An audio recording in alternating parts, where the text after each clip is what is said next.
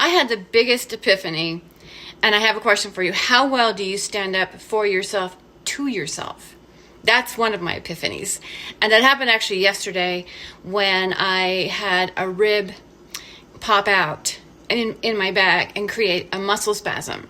Or I should say the muscle spasm caused the rib to pop out.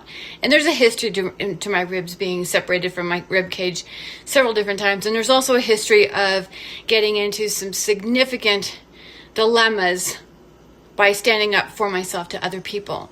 And ultimately, I ended up shutting down and not even standing up to myself for myself.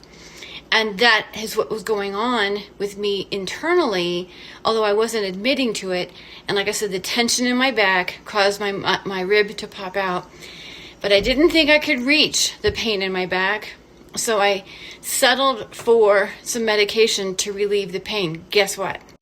You see, this is one really great way to notice that when your body has my hair, it's stinking hot. It's just really hot.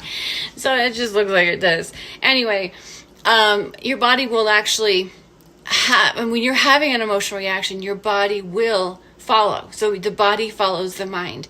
And as I said, I did actually use medication.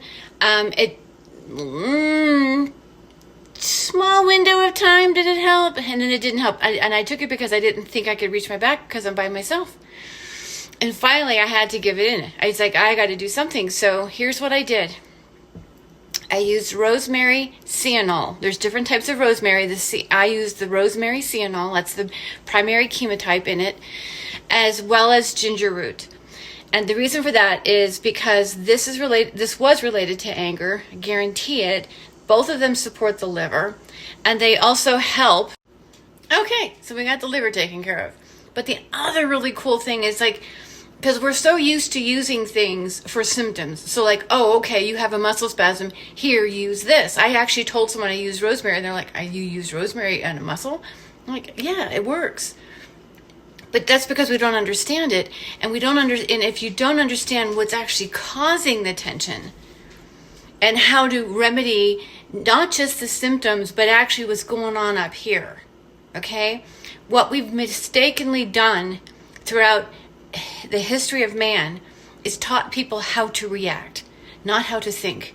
And when you start using essential oils, you start learning how to think because you become the observer of your thoughts and emotions, and you're no longer reacting the way you were taught to react.